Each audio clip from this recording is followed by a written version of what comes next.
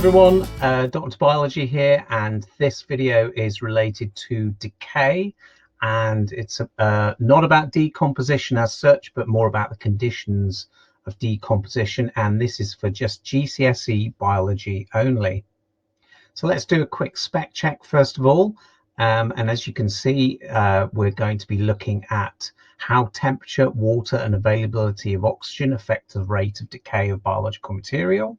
We're going to then look at about gardeners and farmers using compost and how they can provide optimum conditions for rapid decay of waste biological material and then use it as a natural fertilizer. And then we'll finish off talking about anaerobic decay, which produces methane gas, and the fact that you can use methane gas in biogas generators to use methane as a fuel. Okay, just a quick reminder that other videos that are available in this area is the required practical for decay. So if you look on the playlist for ecology, you'll find it there. And also the second video is about the decay cycle, and that's for both combined science and for biology separates. So if we look at the rates of decay, so what controls the rate or the speed of decay? So microbes such as bacteria and fungi, and detritivores such as flies, earthworms and small insects all decompose dead material. So rates of decay depend on the following abiotic factors. Firstly, temperature. So at colder temperatures, decomposing organisms will be less active. Thus, the rate of decomposition remains low. So as the temperature increases, decomposers become more active and the rate increases. At extremely high temperatures, decomposers may be killed and decomposition will stop. Second factor is water availability. So decay takes place faster in moist environments. So many decomposers secrete enzymes onto or into decaying matter, and then they absorb any dissolved molecules. Without water, these reactions cannot occur. And lastly, oxygen availability. So decomposers need oxygen to survive, and without it, there is little or no decomposition. So it's needed to by many microorganisms, or in fact most if not all microorganisms, for respiration to enable them to grow and multiply. Some decomposers though can survive without oxygen. In other words, they can survive in anaerobic conditions, but the vast majority of decomposers require oxygen. The production of fertilizer is really important both for gardeners and for farmers. And you can produce organic compost quite easily, and it's really useful to decompose organic waste. So as I said, it's used for natural fertilizers to increase crop yields and also to be used for garden plants. So what it does is it improves plant growth, the nutrients available to combine with glucose from photosynthesis to make proteins, but it also improves soil quality, such as making sure it's aerated, so that means having enough oxygen in the soil, and it keeps water in the soil as well, so on dry conditions there is still availability of water for plants.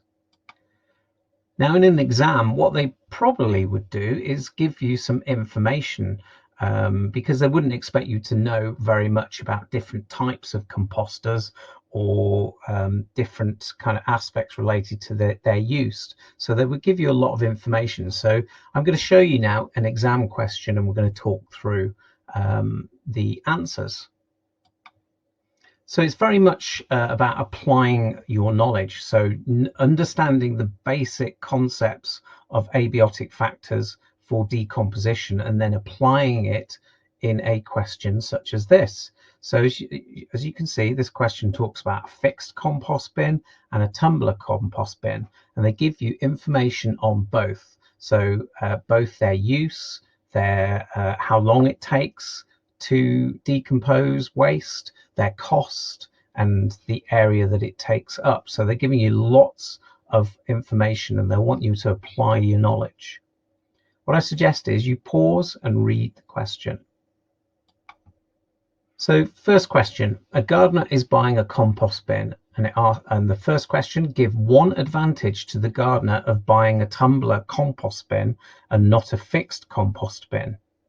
And then the second question, give two advantages to the gardener of buying a fixed compost bin and not a tumbler compost bin. So again, you need to have no knowledge of decay or biology in this case. It's all about reading the question carefully. So I'm going to ask you to pause it and try and answer those questions. Okay, so let's have a look at the first answer. So one advantage is that it is quicker to make compost in a tumbler bin than a fixed bin. And then two advantages of a fixed compost bin and not the tumbler compost bin. Well, it takes less space and it's cheaper to buy.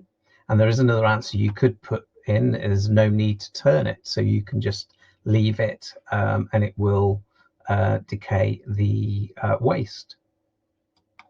So on to the second part of this question. So you can see it says the same amount of waste were added to the two types of bin.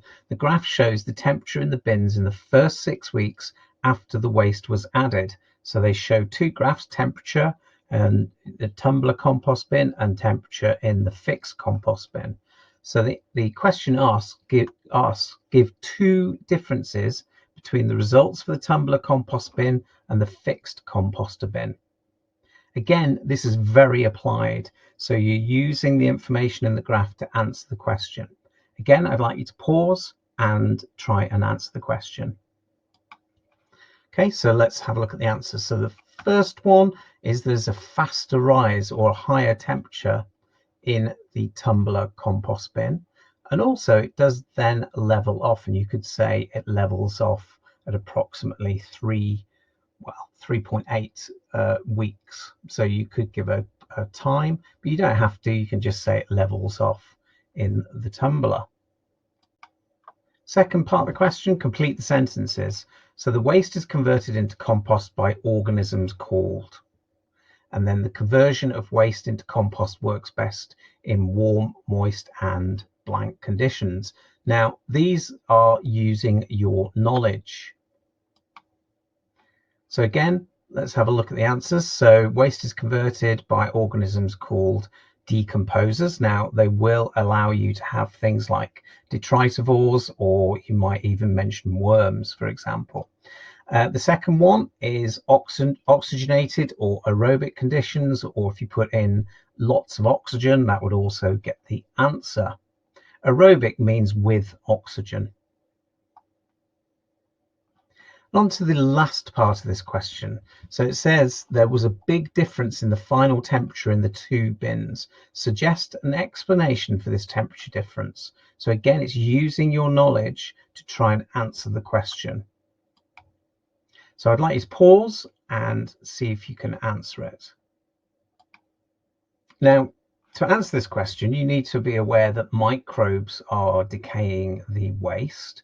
Okay, and it says why is there a higher, well, we know there is a higher temperature in the tumbler bin, and it says suggest an explanation for this temperature difference.